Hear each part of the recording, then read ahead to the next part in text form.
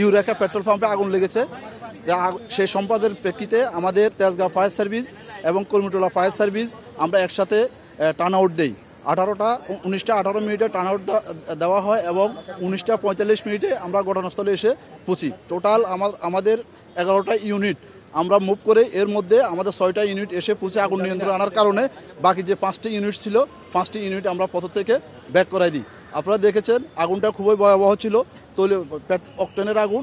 আমরা আমাদের সর্বোচ্চ যে চেষ্টা ছিল আমরা ফোম ব্যবহার করে এবং আমাদের যে এক্সপার্ট ফায়ার ফাইটার এবং দেশে বিদেশে যারা প্রশিক্ষিত তেলের আগুন নিয়ে কাজ করছে এবং ট্রেনিং নিয়ে আসছে তারা সহ আমরা আগুনটা উইথিন 10 মিনিটসের মধ্যে আমরা আগুনটা নিয়ন্ত্রণ আনতে সক্ষম হয়েছি। এবং নিয়ন্ত্রণের কারণে আশেপাশের যে ভবনগুলো আছে এবং যে পেট্রোল পাম্পের আর অন্য অংশ সমূহ আছে আমরা খুব সহজে এগুলো সেভ করতে সক্ষম হয়েছি।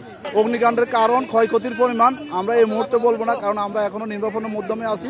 আমরা সর্বশেষ আগুন নির্বাপন করে আমরা ক্ষতি উদ্ধার এবং কারণ আমরা বলতে পারবো।